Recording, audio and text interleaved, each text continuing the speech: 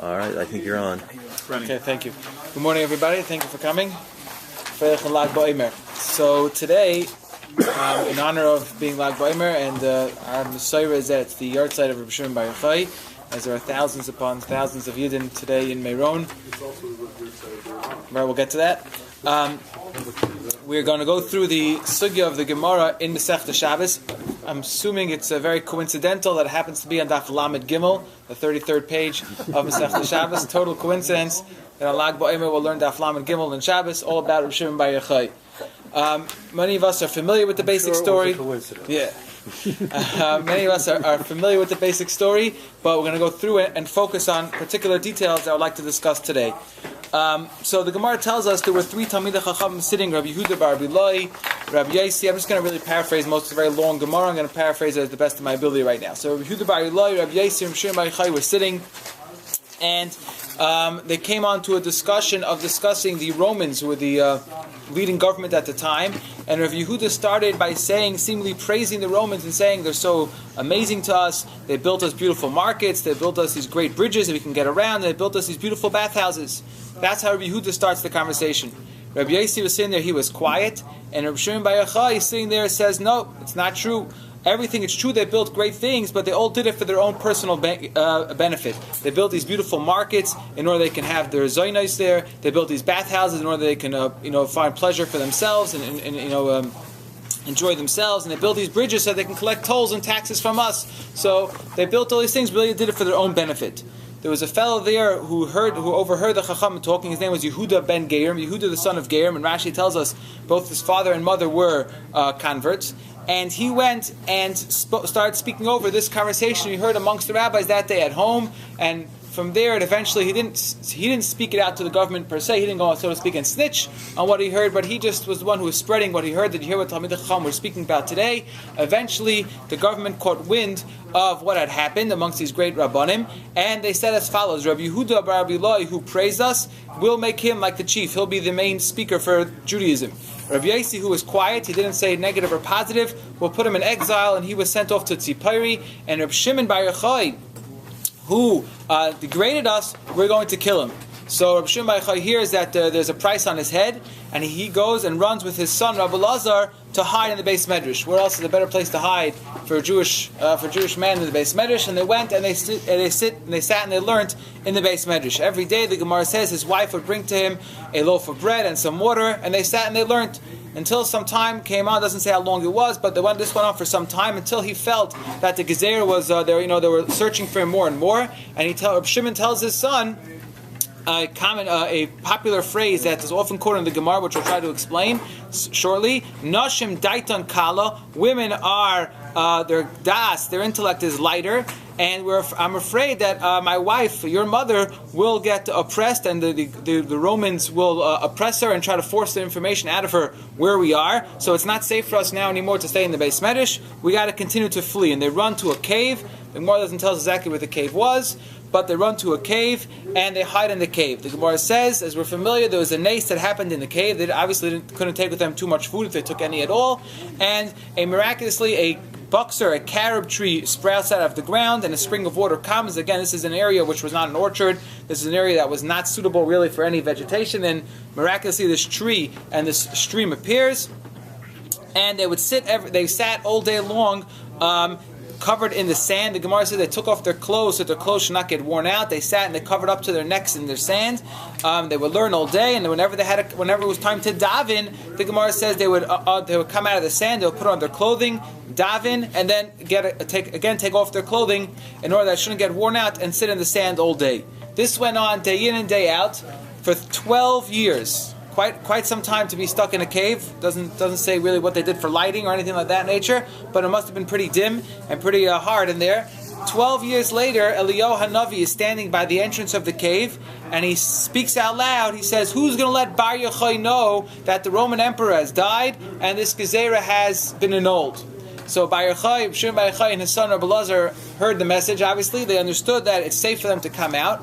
So they come out of the cave after learning undisturbed for 12 years, and they see the first thing they're greeted by as they're walking back towards the yishuv, to where people are living, they see people working the fields. They are plowing and planting, and they remark, it's unbelievable. How are people occupying themselves and with chayisha, with these such mundane things, and they're shirking their responsibility for chay olam haba? They should be learning. There are other people that can hire goyim to work in the field for them. Why are they being the ones working? And the Gemara says, Kol malkam shenais naneim, wherever Reb Shimon bar Yochai and his son Reb Elazar looked, miyad nisra, from their high level of kedusha, things were just burning up. All of a sudden, a baskel comes forth, a heavenly voice emanates and says, why'd you come out of the cave? Did you come out of the cave to destroy the world? Go back to the cave. So Rabbi Shimon bar Yochai and Rabbi Elazar go back in the cave for 12 more months, and they say after 12 months, listen, the Rishayim and Gehenim don't go for more than 12 months, so we came back into the cave to atone for what we did, so we were here for 12 months. They hear a baskel that says, okay, it's time to come out of the cave. And they come out of the cave, and the Gemara says that still doesn't not clear exactly, but Rabbi Elazar still had this midah, or this thing of whenever he looked at something that was seemingly not on a high level of kedusha, something bad would happen to it, and Rabbi Elazar would be masi, he would heal anything he would look at. Didn't they kill people also? Well, we'll get to that in a minute, particularly, but here it doesn't say what exactly happened to people. In this part of the Gemara just says it was machi Rabbi Elazar. Whenever Rabbi Elazar would look at people, they would get damaged, or something bad would happen to them, and Rabbi Shimon would look at them and they would get healed. And Rabbi Shimon tells his son, Bini, my dear son, don't worry about other people, whether they're learning properly or not. Our level of learning is on such a high level, we could sustain the world with our Torah learning. And then they're walking, and it was Erev Shabbos, the Gemara says, and they meet an elderly gentleman who's running right before Shabbos, and he's holding 2 bundles of hadassim. And they ask him, excuse me, where are you going? What are you doing? He says, well, I'm running to get ready for Shabbos. And they ask him, why do you have these hadassim, these beautiful, sweet-smelling flowers? And he says, well, they'll cover Shabbos. They say, well, why do you need to have 2? Isn't one enough to cover Shabbos? And he says, what do you mean? One's for Zachar, one's for Shamar. For the 2 mitzvahs of Shabbos, the way it's in the Tzeres HaDibros, and he wanted to fulfill the mitzvah in a great way. So Reb Shimon bar Yochai tells his son, look how chaviv the mitzvahs are in Klal Yisrael. Parenthetically, this is a source, the Vilna Gaon says in Shulchan Aruch, this is a source why most people have the custom to light at least 2 candles on Friday night. From this Gemara that we see 2 is a way to represent the idea of Shabbos, one keneged Zachar, one keneged Shamar. So Rabbi Elazar is, so to speak, appeased. He's calmed down after he sees how precious the mitzvahs are to the Jewish people. A little further in the story, Rav Pinchas ben Yair, who was the son-in-law of Rav Shimon, hears that his father-in-law and his brother-in-law have come out of the cave. He goes to find out where they are, and he finds them in the bathhouse trying to heal their wounds. They were sitting in the sand for 12, 13 years. Their skin must have been in pretty bad shape. And Rav Pinchas ben Yair, when he sees his father-in-law in such a pitiful physical condition, he starts crying. And all the tears, the Gemara says, that fell on the wounds of Rav Shimon bar Yochai were burning him. And Rav Pinchas ben Yair said, it's so hard for me to see you in such a situation. And Rabbi Shimon bar Yochai tells him, Ashrecha, no, fortunate you are to see me in this situation. If you would have seen me in this, you wouldn't get to the high level of Torah. Meaning, he told him to make kara. It would have used to be, before I went into the cave, when Rabbi Shimon bar Yochai would ask a shaila, his son-in-law would give him 12 answers. Any suffix, any question he had in Torah, Rabbi Pinchas ben Yair would answer Rabbi Shimon, his father-in-law, for 12 terutzim.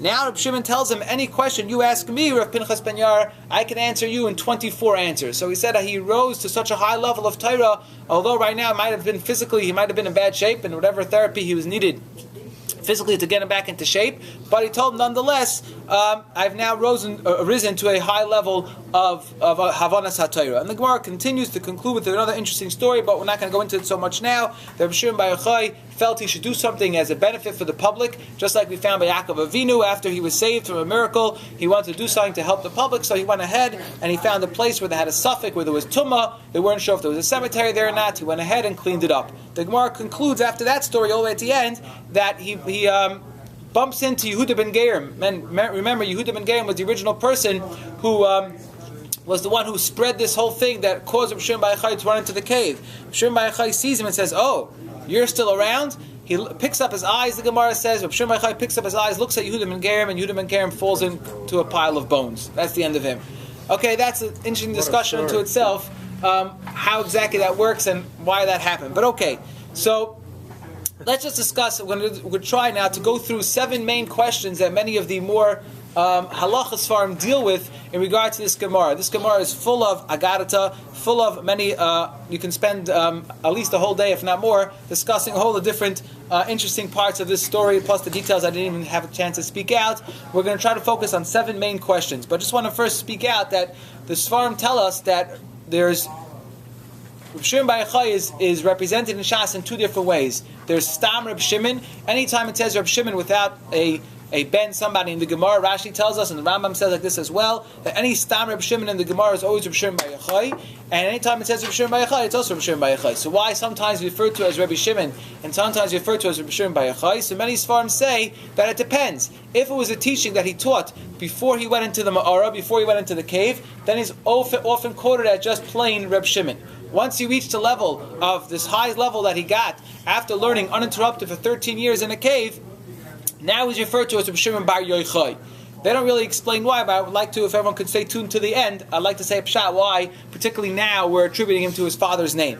But I saw a list, there's a list brought down in the Sefer Midos to Rashbi, that if you go through the Talmud Bavli, Yerushalmi, and the regular Midrashim Sheba Nigla, not the Nister Sfarim, not the Kabbalistic Sfarim, not the Zayar, but all the Nigla Sfarim, Reb Shimon or Reb Shimon Bar Yochai, sum total is mentioned 4,245 times. So there's quite a lot of Torah that we were Zeicha to merit to hear from Reb Shimon. 4,245 memories of Reb Shimon Bar Yochai or Reb Shimon throughout the Talmud.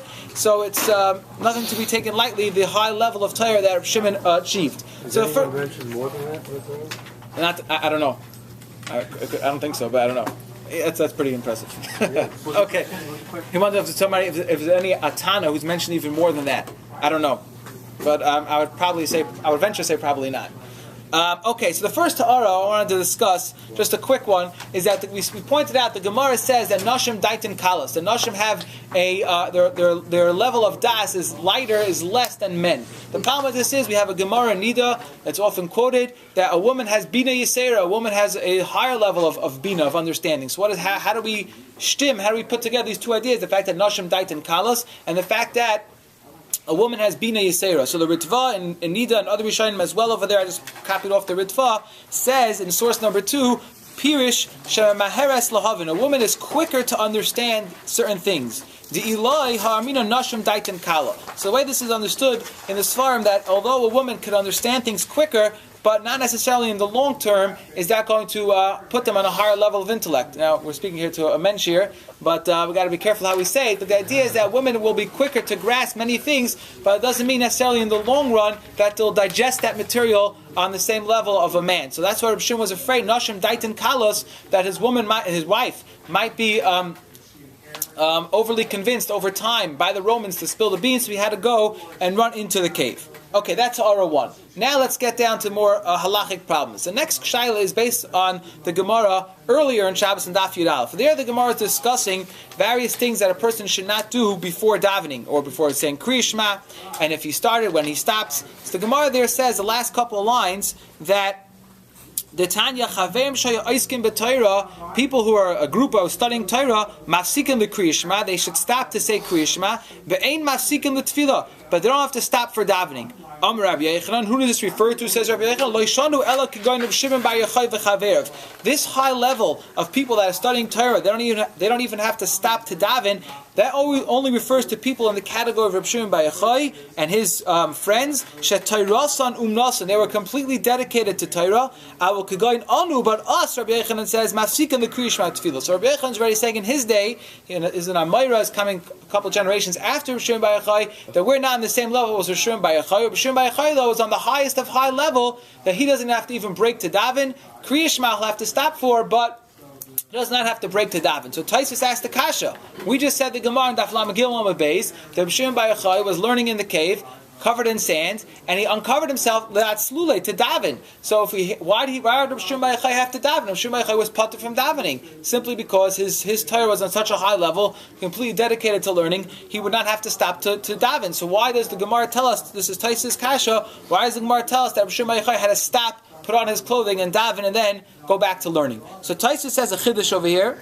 Taisus says, Umatzli hahu matzli hainu kriya shema. Tais on the left side says that when the Gemara says that Rav Shimon bar Yochai davened matzli, which is typically Aramaic for davening, Tais says a chiddush that davening over there in that Gemara refers only to kriya shema. So according to Taisvis on Daf Yud Aleph and Shabbos, the Rav Shimon bar Yochai, when he was in the cave, he never had to stop to daven. The only thing he stopped for was for kriya shema. Now I didn't copy you off, but if you see in that Taisvis there's a little tziyun over there, a little sign where it goes to Rabbi Akiva Eiger in the Gemara. Rabbi Akiva Eiger asks a question on this from another source, which seems to imply that matzli never means kriya shema. Matzli in Aramaic always means davening, and he leaves off as a question, and the Mefarshim deal with this at length.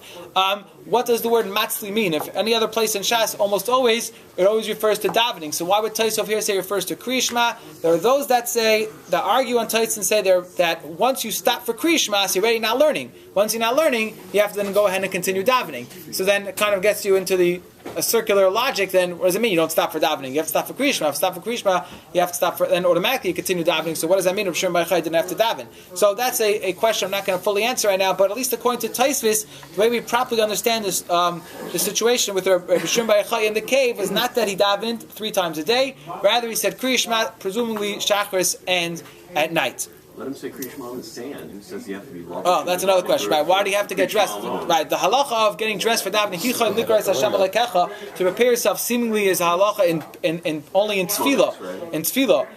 But for Kriya Shema, which just Kabbalah Omach Shemaim, you simply don't have to get dressed. That would seem to imply that he did daven properly. So maybe like the other Mefarshim who learn, not like Taisvis, that he stopped for Kriya Shema, and then once he stopped for Kriya Shema, which is not the same as learning, he would then have to continue davening. But something to think about: what exactly did Rav Shimon bar Yochai daven, or how he davened in the Ma'ara. The next Ha'ara is as follows. So we said when Rav Shimon bar Yochai first came out of the cave, he was upset that he saw people working in the field, and he said, what is this? People are forsaking Chaye Olam Haba. They're not occupying themselves in a profession that will lead them to Olam Haba. They're busy plowing and planting the field, which they can get Goyim to do for them. And that people were being burnt up until he went back into the cave. The question is, the Gemara Menachos in source number 4 tells us, Amar Rabbi Yochanan Mishum bar Yochai, Afilu loy kara adam ela kriya shema shachris v'arez. If a person would only recite kriya shema in the morning and by Ma'ariv, Kayim lo yomush, he fulfills the pasuk of a person shlo yomush sefer Torah zemi picha. A person should never separate himself and not have Torah with him. But dovazeh also lo oimre b'fnei amaretz. So Rabbi Yochanan concluded you're not allowed to amaratz, and this because amaratz, and they're going to say, well, we don't have to learn. We're just very satisfied, or we're satisfied with our daily reciting of Kriya Shema, Shachris, and Ma'ariv. So we don't have to worry about learning anything else. Rava says on the opposite, you should tell Amaratzim, because if they see, look how much schar they get for just saying Kriya Shema, they'll say, oh, make a kava chaymer, or the more so we'll get more schar if we learn the whole day. Okay, be that as it may, but we're going to take out from here, Rav Shimon bar Yochai says, you fulfill the idea of Talmud Torah, of learning, of lo yomash sefer Torah zemi picha, if you just say Kriya Shema. So what's he so upset about people working in the field and plowing and planting?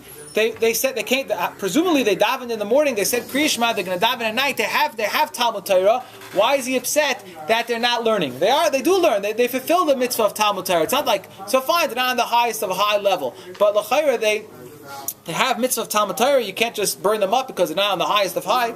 So there's different mahalchim at answers, but I saw one answer in the Stei Chemed. The Stei Chemed says that perhaps when Rav Shimon bar Yochai was upset and he saw these people, that was before he heard the Baskel. Once he heard the Baskel and he went back into the cave, perhaps then he was machadash this halacha that la yomush sefer Torah zemi picha is going to fulfill Talmud Torah. I think it's very meduyik like this because it says Rav Shimon bar Yochai. We start off saying that there are many svarim that say anytime it mentions Rav Shimon bar Yochai, it's after the Ma'ara. So if it's after the Ma'ara, it makes a lot of sense why, particularly now, the Rashbi is mentioning this idea that you're yait to Talmud Torah. Again, we asked how if you're yait to Talmud Torah, then l'chayra, why is he upset at them? The answer is he only was machadash that halacha in part 2 of the cave, in this last 12 months of when he was learning in the cave, when he came up with this halacha that if you say Kriya Shema, you could be yaitz Talmud Torah. The Shulchan Aruch Harav in the Kuntres Talmud Torah in the back of after Yeridea, there he says he has a mahalach that there's 2 parts of mitzvahs Talmud Torah. There's limud Talmud Torah, which of course you can fulfill with Kriya Shema, and then there's Yediyas HaTorah. Every person has to know Kol Torah Kula as much as he's able to. So Rav Shimon bar Yochai over here, according to Shulchan Aruch Harav, is learning that you can be yaitz the mitzvah of limud Torah, but the mitzvah of Yediyas HaTorah to have a complete mastery over as much Torah as what each each person is able to properly accomplish, you're not going to get that by Kriya Shema. That's only going to get you at a very base level. And Rav Shimon Bar Yochai wanted everybody to get the highest level they could aspire to, and that's how he learns this Gemara. Okay, the next, that you can look through, I didn't speak out source 5, but there, okay, the Taisa RaSh and Taisa Ben Yehuda Chassan in Brachas kind of work well with what we just said. The sixth, in the source number 6, we're up to the fourth Ha'ara, which is really a big question, is like this. Rav Shimon Bar Yochai, in sum total, was 13 years in the cave. That's numerous Shabbosim. You can do the math. How many Shabbosim was in the cave? 13 Pesach cycles, 13 Sukkos, etc. Right? He's in the cave for all these Yom Tov and Shabbosos. How did he fulfill all the mitzvahs? How did he make Kiddush Friday night? How did he have Lecha Mishnah and Suda Shabbos? How did he have Matzah? How did he have Mar? How did he build a Sukkah? So this question was asked, not just the way we're asking it, but with even a little more oomph to the Rav Pa'olim, which is the Ben Ish Chai in Shuvas. So he was asked, he said, the She'ela, it says, Masha Omar Rashbi be'idra. That which Rashbi... Okay, hold on. Right, we'll get to that answer in a minute. Rashbi writes in Idra. Idra is part of the Sifrei HaZayar. There's 2 volumes. One's called Idra Rabbah, one's called Idra Zuta. I don't have either one of them, so I couldn't look it up exactly where he's quoted as saying this. But the Idra Zuta, the second part of Idra, was all the Torah that the Rashbi said on the last day of his life, so to speak, his farewell address. All the halachas he said on the last day of his life. But I'm not sure which part of Idra this is stated in. But in one part of Idra, Rav Shimon Bar Yochai is quoted that Kol Yomai, all my days, lo bitalna tzlas sudas de Shabbat. I never missed fulfilling the halacha of having 3 meals on Shabbos. So the shayel, the person over here, asked the Ben Ish Chai, halai b'ma'ara yud gimel shana. Rav Shimon Bar Yochai was in the cave 13 years and he ate bakser. That's what the Gemara tells us. He ate only the carob. And Suda Shabbos needs bread. So how could he say that he never abolished and he never missed out having the 3 meals of Shabbos? And he concludes how to eat matzah and other things, other mitzvahs, how did he fulfill? So the first answer, which is kind of all the answer, maybe on the tip of most of our tongues, that the Ben Ish Chai responds, is that okay, he was stuck in this cave because there was a death notice hanging over his head, and being in a matzvah of such an oinus, he writes, "V'asu pater mishalish sudas." He was pater from having the 3 sudas, and he was pater from matzah, he was pater from mar, he was pater from sukkah, he's pater from lulav and shofar, etc. Any mitzvah that he was not able to fulfill, then he's considered to be an oinus. But then he says, at any time that a person's in a matzvah of an oinus and he can't fulfill the mitzvah, that's not considered batal, that he was mevat, that he abolished that mitzvah. Excuse me. When do we say that a person is held accountable for missing out on the mitzvah? That's when we had the physical capabilities of doing it, and for whatever reason we were lax or lazy and we didn't fulfill the mitzvah properly. In such a matziv, says the first teretz of the Ben Ish Chai, when Rav Shimon Bar Yochai was in the cave, so he was not able to fulfill the mitzvahs physically, so therefore he's considered einus, and so he was patur from all these mitzvahs. So the first shot, very simply, is that he didn't do it. Okay, that's easier. That's an easy one to digest. The second part, he says, Vidah, he says, he tells the shayel in the second paragraph there, he says, if you really wanted to ask me a good question, you should have asked it even better. How could he say, Kol yomai loy betilna, all my days I never was mevatel the mitzvah? Let's say the years he was out of the cave. There are some times, as we know, when Erev Pesach falls out on Shabbos, there's a big question, how do we fulfill Shalosh Shudas? Because we have to stop eating chametz early in the morning, we can't eat matzah the whole day, so there's a big halachic dilemma, how does a person in such a situation fulfill the 3 sudas of Shabbos? He says, how could it be, Mehecha dachal Erev Pesach b'Shabbos, the Yev Shalakayim sudas shlishis b'pas? You can't have Shalosh Shudas of bread at that time, so we all know what we do l'maisa, but what did Rav Shimon Bar Yochai do? So he brings down from a Sefer Mikdash Melech, which is on the Zohar. Again, it was not available to me to see it inside, but I'm taking the Ben Ish Chai's word for it. He says, in the middle of that second paragraph there, he says, V'zel l'shaynai d'loi batilna sudas to Shabbos. Pirish, what does it mean? K'dim mefarish Rabbi Abba, to Samach, Rabbi Abba explains over there in the Sefer Idra, Shayakayrei Ma'aseh Merkava. He would read the various Kabbalistic understandings of the ways of Hashem, V'ayla b'makam sudas Shabbos. So, if you know it, you know it. Meaning, we all know that all the mitzvahs we do somehow correspond on a very high level to the various, that go through the various alamas of Atzilus, Bria, Yitzira, Asiya. We're in the Olam Asiya, so they all go back. There's a progression back up, and they have certain influences in the way it works and in the spiritual realms. If if you think you know, you think you know what I'm talking about, I don't know what I'm talking about. I'm just telling you what it says in this Sfarim. But Rav Shimon Bar Yochai, who fully understood how all this works, so he, even in a physical situation where he wasn't physically able to fulfill any mitzvah, but he knew exactly which channel to tune into, so to speak. He knew exactly where in Shemayim that spiritual path was, so he was able to have the proper kavanas and say the proper tikkunim to fulfill that mitzvah in the best possible way, even without a physical manifestation. That's how this sefer explains it when it comes to Erev Pesach Shchal v'Shabbos. So too says the Ben Ish Chai, in the last couple lines of that paragraph, says, "B'vadai b'zman shehaya b'ma'ara," when Rav Shimon Bar Yochai was in the cave, haya lo made soidis el yoinim. Just keep this in mind, because we'll get to this more in a minute, that when Rabbi Shimon Bar Yochai was in the cave, he learned the most deepest of secrets of Torah, be'esh shloisha sudos, at the time of the 3 sudos of Shabbos, lotzeis behem midei chavasa gimel sudos, and with that he fulfilled the 3 sudos of Shabbos, also at the time of eating matzah, and the time of taking lulav, etc. All these things, he knew the proper kavanas to have and to say, and he fulfilled the mitzvah in the best way possible for him. Now, in a similar vein, we know the Gemara tells us specifically, he doesn't quote the Gemara here, but we know the Gemara says that now b'zman hazeh we don't have karbonis. Person unfortunately does an aver, he wants to be makar a carbon, so we say, person can say the parsha of the oila, parsha of chatas, and it's ilu, he was makar of the karbonis. So we see this precedent in Chazal that even for us, we don't maybe know all these kavanas, we don't understand the side of the Ma'aser Merkava, but there are certain ways that we can tap into to getting it on some level. The Ben Ish Chai happens to paskin himself. This is a sugya we spoke about once, the sugya of hira kedibur dummy. Right? The halacha is that if someone thinks about something, it's a big question whether or not it's as if he uttered it with his mouth or not. That comes to a big shaila about sfira. So Omer, if a person just doesn't even say the sfira, but if he just thinks about it, whether or not that could be yaitzer or not, most places can say not. But the Ben Ish Chai happens to paskin, maybe it's connected to this, I don't know, I don't have time to work it through properly, that if a person's in a matzah, say a person lost his voice, there's some form of laryngitis, something like that, so usually we tell a person that he should listen to the bracha from somebody else, and that's if he has no voice, that's what he's got to do. But the Ben Ish Chai is of the opinion that in certain situations, if a person thinks through the bracha properly, it's also as if he has uttered it, and it can give him some schar for that in the situation that he's in. So perhaps that ties into this idea that Rav Shimon Bar Yochai, when he was in the Ma'ara, couldn't physically do any physical manifestation of the mitzvah. There was no matzah, there was no mar, there was no sukkah, but whatever he was able to do with learning and speaking out the Torah related to it, was able to fulfill the mitzvah. However, I found the Chashukei Chemed, which is a contemporary Rav Yitzchak Zilberstein Shlita, he asks a little bit of a different question. He's focusing particularly on Sukkah, and he says, okay, we know Rav Shimon Bar Yochai had a tree. Presumably there were some branches of the tree. Could Rav Shimon Bar Yochai have broken off some of those branches and made a Sukkah, and made schach? Would that... Okay, maybe we'll walk, okay, technical detail, maybe there was a break in the cave somewhere. Okay, I'm not sure exactly how to work it out, exactly how he would have built a Sukkah, but he's clearing the Shaila, is such a tree kosher for schach? Well, you will say, why not? We know anything which grows from the ground, l'chayra presumably is kosher for schach. But the question is, did the tree grow from the ground, or did it just pop out of the ground? The Gemara says it was a nace.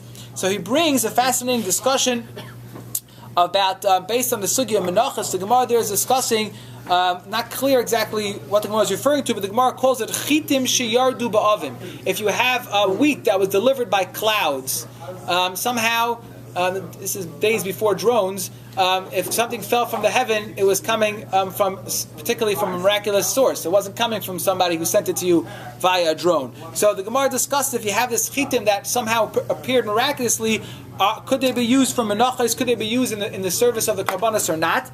And the Rambam is of the opinion that even though it came to derech nes, it's still kosher. So that would seem to imply that even things that are created through a nes, based on this Rambam, would be kosher the same way it's kosher for menachos, it's kosher for the service of the Beis HaMikdash, it would be kosher for any other mitzvah. However, he brings the Shlah HaKadosh, the Shlah discusses the halacha of someone, let's say, who's well versed in Sefer Yitzira, which is a Kabbalistic Sefer, and he learns from there how to produce an animal, and he would produce an animal out of Kabbalistic methods. Would that animal require shechita or not? And the Shlah HaKadosh says no. Shechita is only required on an animal that was created in a natural way. Anything which is created b'derech nes, the Shlah HaKadosh writes, would not require shechita. And he explains with that fascinating the whole story with Yosef and his brothers. Yosef tells Yaakov he sees his brothers eating Ever Menachai. So, and he tells his father he sees the brothers walking around with strange women. What's pshat? And he tells his father he sees his brothers saying, be mevaza, the children of Bilhah and Zilpah. What's going on? So the Shlah HaKadosh learns to answer all these three questions that the Shvatim the Bnei Leah had the Messiah of the Sefer Yetzirah passed down from Avram, passed down from Adam Rishon, that had a whole Messiah on it, and they would use the Sefer Yetzirah according to the Shlah, and they created animals. They would eat those animals. Those animals didn't require shechita. So Yosef saw his brothers eating Ivrim and Achai, but it wasn't really Ivrim and Achai. It was just the animals that created Sefer Yetzirah. He saw them walking around with women who he didn't recognize, but they were women that were created from Sefer Yetzirah. There was no problem. He saw him be mavad the Bnei Hashvachas. What does that mean according to the Shlah? It means that because they would not share this Sefer Yetzirah with the children of Bnei Bilhah, Bnei Zilpah, because they felt that they were the ones that have to keep this Messiah. They weren't going to share with them. It wasn't that they were actually degrading them; they just weren't sharing, so to speak, the wealth with them. So that's how the Shlah Kaddish understands that whole story with Yosef and the brothers. But be as it may, what we see from the Shlah, that anything which comes b'derech nes is not bound by the regular halachas.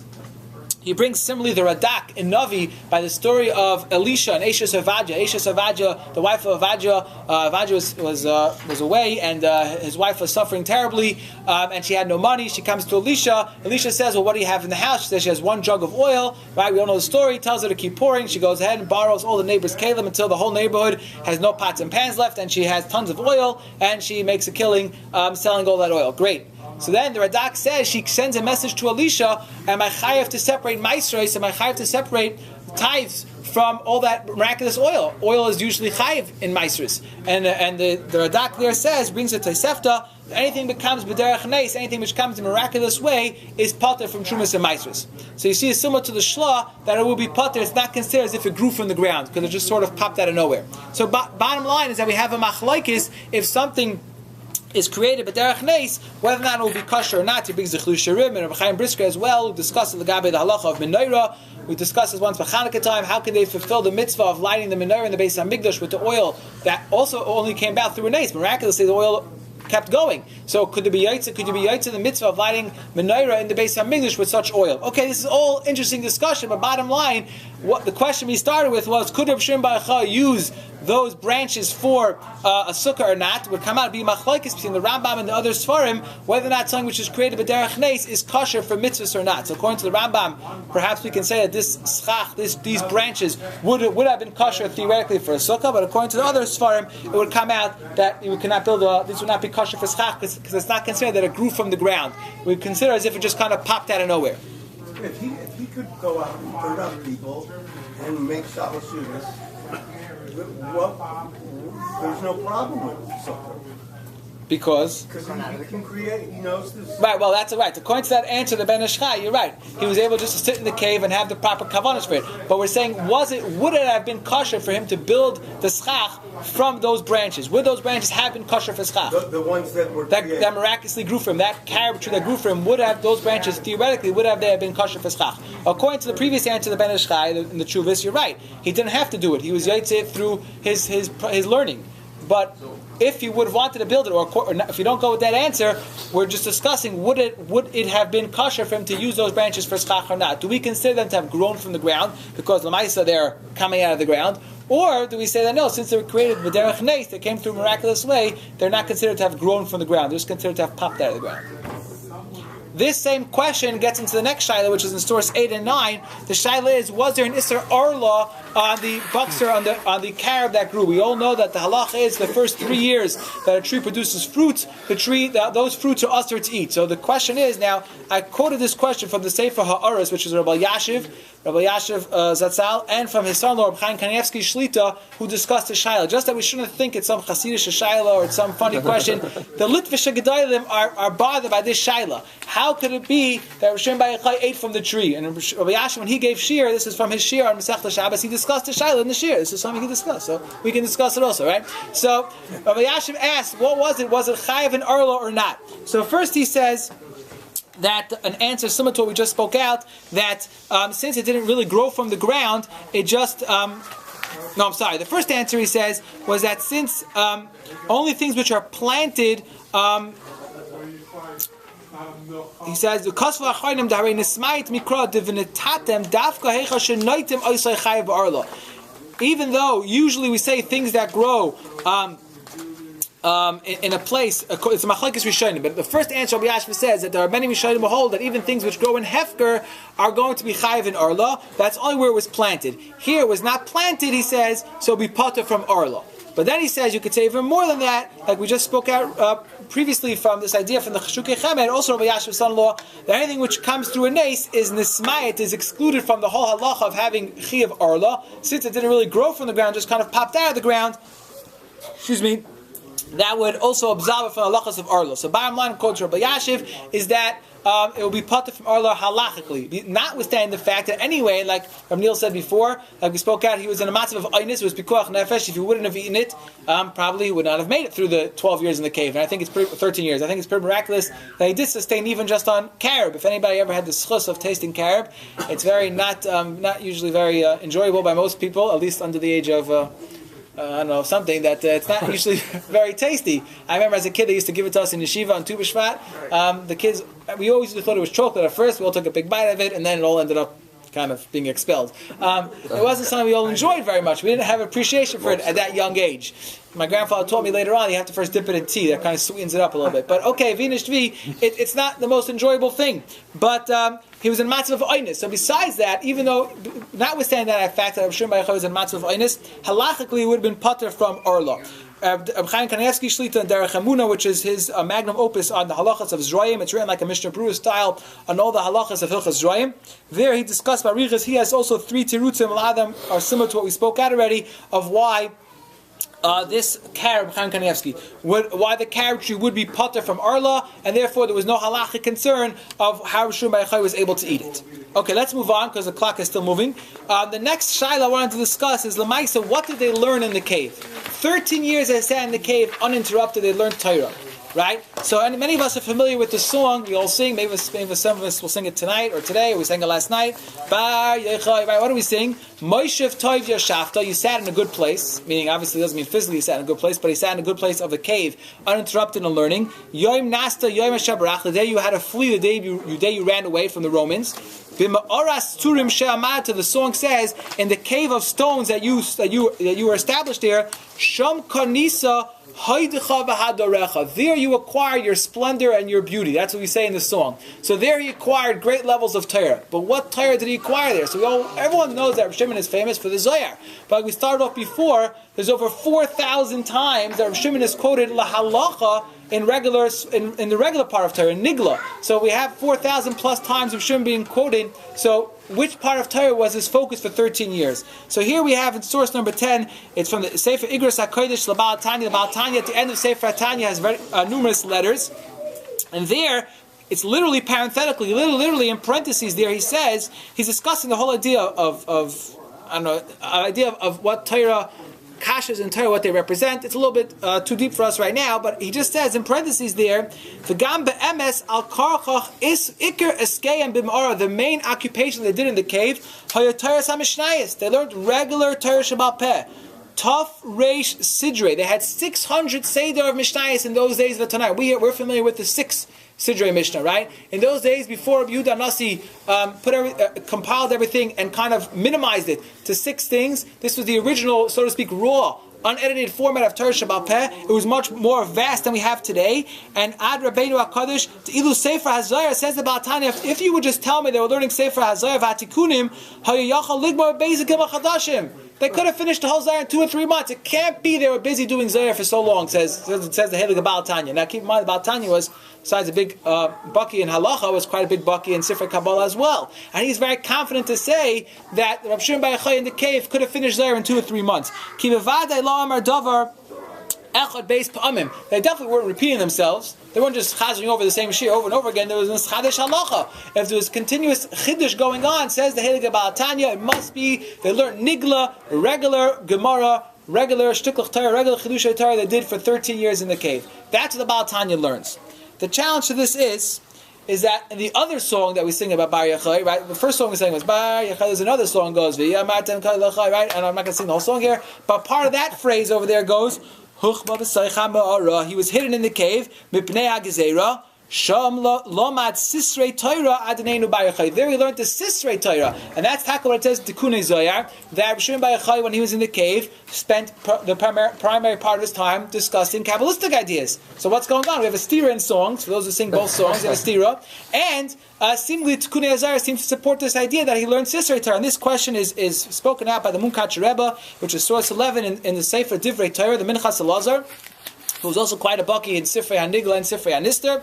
And I'm not going to read through the whole thing, but about a little more than halfway down, he says, Zeh Yifla, Ma'oi, this is very wondrous. He writes in the parentheses there, B'mechilas kfai terasai hagedula sharav hagayin hakadosh of the Baal Tanya, and after neshikas off raglav, after I kissed the dust on the Baal Tanya's feet, meaning being submissive to the Heilige Baal Tanya, he says, I don't understand. How are you so confident, he asked the Baal Tanya, that Rabbi Shimon bar Yochai only learned Niglas HaTorah, only learned the regular part of Torah, and he did not spend his time in the cave learning the Sisrei HaTorah. And he ends off that, according to his opinion, they spent much time learning Sisrei Torah as well. However, I saw in the Sefer Sha'ar Mitzion B'Halacha, which is source number 12, and this I saw also, my friend Don Abelev, who wasn't able to make it this morning, shared with me from in some of the Sifrei Chabad. They explain this as well, to explain the Baal Tanya, what the Baal Tanya meant, that they only learned Nigla HaTorah, not Nister HaTorah. So in the left column here, in the Sha'ar Mitzion B'Halacha, he quotes from the Sefer Lekutei Biurim L'Hatanya, which for some reason I couldn't find in the Shul's Oitzer. He explains that the basic idea is that next to Zohar, right? And the basic idea over here is that when it comes to Torah Shabbat Peh, we'll call regular Nigla Torah Shabbat Peh, so there's more details, more to discuss, there's all different possibilities, and this is really supported from the Gemara, when the Gemara we said before said that after Rabbi Shimon bar Yochai came out of the cave, he's told Rabbi Pinchas ben Yair, I'm able to answer you in 24 different ways, because there's so much, the Torah is Ein Sof. But when it comes to Torah HaNistar, unless there's questions, so to speak, from a Talmud who doesn't understand what's happening, it's all clear. This is the way it is. It's kind of like a single path highway that it's kind of teaching us. We're not maybe on the proper Madriga to understand the proper, so we might have a lot of questions in it, but it's more of a straight path of just speaking out the soidus of how the various alamas al-yonim work, and it doesn't have that vast never-ending sea of kashas and terutzim that are shaykh in Torah Shabbat Peh. Torah Shabbat Peh, we know, is a yam. It's a never-ending sea. So that's why the Baal Tanya was of the opinion, they explain, that he learned this, the Torah Shabbat Peh, regular Nigla, not Nister, because Nister, just speaking it out, if he would just share the secrets of Torah to his son, if Rabbi Shimon was just sharing it with his son Rabbi Elazar, that would not have taken so much time. There's no questions. It's all just straightforward. These are the teachings, and this is the way it works. Okay, that's one mahalach how to answer the Baal Tanya. Bottom line, we have machlokes in the songs, and machlokes Baal Tanya and Munkach Rebbe, what exactly they learned. You said he did both. That could be they did both, but that would, come on, we want to have machlekes, right? Okay, so now there's a fascinating Jewish Chassam Sofer, the Chassam Sofer, which I quoted here from the Pischei Tshuva on the bottom of the Shulchan Aruch. There, the halachas are talking about in the Shulchan Aruch about Hilchas Tzedakah, which aniyim come first, ani Eretz Eretz Yisrael, ani Yerushalayim, all different hierarchy in the halachas of Tzedakah, which we're not going to get into right now. Pischei Tshuva over there in Eis Dalid quotes a Chassam Sofer who discusses this, and then at the end of that Tshuva, which is also at the end of the Pischei Tshuva, there he says, Chassam Sofer also mentions this whole idea of people going up on Lag BaOmer to visit the Ma'ara, visit the cave the burial spot of Rabbi Shimon bar Yochai in Meron. And the Chassam Sofer was very bewildered by it. It's great to have to so to speak, remember the arts of Rabbi Shimon bar Yochai. The halachas, we don't say Tachan on that day, but to make a whole new yomtiv out of it. And Chassam Sofer was very upset already in his day that he felt was going a little bit too much to an extreme, that people were making this like a new holiday, and that it wasn't based in Shulchan Aruch and Ramah. However, I found in the Stei Chemed, which is source 14, the Stei Chemed, after he quotes the Chassam Sofer, quotes from Tshuva Shem Aryeh, and Shem Aryeh says, I want to explain the answer to the Chassam Sofer's problem very simply. He says, think about it for a minute. What are we celebrating on Lag BaOmer? We're celebrating that Rabbi Shimon bar Yochai died. How was he nifter on Lag BaOmer? In a regular way. He died of his old age, whatever, we don't know exactly, whatever reason why he was nifter at that age, whatever it was. But we could have had a much worse situation. If Rabbi Shimon bar Yochai would have been caught right away by the Romans so many years earlier, what would have happened? we would not have been Zeicha to all this great Eskalas HaTorah, Sai Ben Nigla, and Sai Ben Nister. So we're celebrating Lag BaOmer. Why? So the Shem Ari, not to make a new Yontif, just to commemorate the nace that Reb Shimon Bar Yochai was saved from the Romans, and the fact that he was able to hide himself and be so submerged in Torah for so many uninterrupted years and rise to such a high level that he's quoted over 4,000 times in Shas and Sifrei HaNigla, and hundreds, if not thousands, and more times in Sifrei HaKabbalah. We would never have gotten to all those halachas without this whole Reb Shimon Bar Yochai escaping and hiding in the cave for so long. So he says, what are we celebrating on Lag BaOmer? It's true that's the day Reb Shimon Bar Yochai was nifter, but we're celebrating particularly the fact that he was nifter from, so to speak, regular old age, and not that he was caught by the Romans. If he would have been caught by the Romans and have been killed chas v'shalom in some gruesome fashion, we probably would not have known where he was buried. We would have been zeicha to all that Torah. So he speaks about it. I'm just cutting it very short now, but he says that's what we're celebrating on Lag BaOmer, and that's what he wants to answer the Chassam Sofer's problem. So I wanted to speak out, like Scott mentioned in the beginning, that Lag BaOmer today, besides being the famous yahrzeit of Shimon Bar Yochai, is also the yahrzeit of the Ramah. The Ramah was the Rav of Krakow, was niftar Lag BaOmer as well. The Ramah was niftar Lag BaOmer. He lived 33 years and wrote 33 Sfarim. So now we can try to figure out exactly how they all connect. But I was thinking last night, how can we connect the Ramah and Shimon Bar Yochai particularly? I'm sure there's many ways to do it, but B'derech Drush, I was thinking as follows. Numerous times we find in the Paiskim say a Melitza. They say that we always paskin like the Ramah. Why? Because we have a pasuk in the Torah that says U'bnei Yisrael yotzim biyad Ramah. Parshas B'Shalach, Klal Yisrael went out biyad Ramah. There it's spelled Reish Mem Hey, but all the Paiskim use it as a Melitza to always tell us that's how we know we always paskin like the Ramah. The Bnei Yisrael go after the Ramah. The Targum Onkelos over there on that pasuk touches up the pasuk U'bnei Yisrael nefaku b'reish gali. Klal Yisrael goes out b'reish gali. So my Elta Zay, the Degel Machan Ephraim, the Engel from the Baal Shem, explains what's Pshat. Why Bereish Gali? He says, the Zohar says in Hagdama that the right before Mashiach there'll be a tremendous revelation of Sifrei HaZohar. People will be learning Zohar and come to a high level of understanding Torah, B'Teres HaNister. And he says that's Merumas in this Targum. B'nai Yisrael Nefoku, B'nai Yisrael go out from their final goal as B'reish Gali. B'reish, if you mix up the letters, are Reb Shimon Bar Yochai, Reish Shin Beis Yud. B'reish, Beis, you mix up the letters, it's Rashbi. He says B'nai Yisrael will go out from their final goals. They'll be in his Gala with the his Galas of the Torah of the Rashbi through the learning of the Sisrei HaTorah. So it happens to be, it's maybe a coincidence that how we paskin like the Ramah and the fact that the his Galas of the Torah of the Rashbi is Merumas in the same pasuk, it happens to be in this happen to have the same yahrzeit. Just to end off with one lit for Shemaisa. So the as we said, the Ramah's yahrzeit is today as well. So it used to be the minig in Krakow. Many Rabbanim from neighboring towns throughout Poland would come to Krakow on the yahrzeit of the Ramah, come to the Beis HaKfaros and daven there, and then they would have some type of rabbinical reception. So in the times of Shalom Meshiv, a little over maybe about 150 years ago, Shalom Meshiv, who was from the Gedalia Paiskim throughout Europe, came to Krakow on Lag BaOmer, as was the minig, and went to the tziyun of the Ramah. Afterwards, they had a little reception in one of the Rabbanim's houses, and one of the Rabbanim say, Rav Yosef Shol, the Shalom Meshiv, why don't you be mechaber us with some drush? Say something to cover Lag BaOmer. He says, drush? I didn't come here to have drush. Let's have some real Torah on Lag BaOmer. Why he tells one of the Rabbanim over there, why don't you tell me every machlokes in Shas between Abaye and Rava? So the guy says, okay, sure, no problem. Off the bat, he starts going through Masechtas Brachas. Within every 3 blot of Shas is at least one machlokes of Abaye and Rava. And he starts going through Brachas, Shabbos, Erevim, Psachim, and he's going through Shalom Meshiv, sitting there, nodding, listening quietly. Okay, keep going. They go through Brachas, Mayid, Nashim. Gets into Nezikin, they're going through Baba Kama. I don't know how long this is going on for. In the middle of Masechta Shavuos, the Shalom Meshiv tells him, okay, stop. He says, why? He says, well, today is Lag BaOmer, and you already missed 33 machlokes in between Abaye and Rava, so you can stop now. You got your Yaitza 33. So we have the yahrzeit of the Ramah, we have the yahrzeit of Reb Shimon Bar Yochai, we shall be zeicha. Just wanted to end off one more vart. I thought this was a Gevaldige vart. We all going to sing the song, or we maybe heard the song Bar Yochai Nimshachta Ashrecha, right? Why are we singing Bar Yochai? The whole song doesn't mention his name, Rebbe Shimon Bar Yochai. Why are we singing Bar Yochai? The Chayr, it's a little bit degrading. We should sing Rebbe Shimon Bar Yochai and all the great things. We're always calling him by, so to speak, his last name or his father's name. Why don't we say Rebbe Shimon Bar Yochai? So I saw in a sefer called Madani Usher, they wanted to say as follows.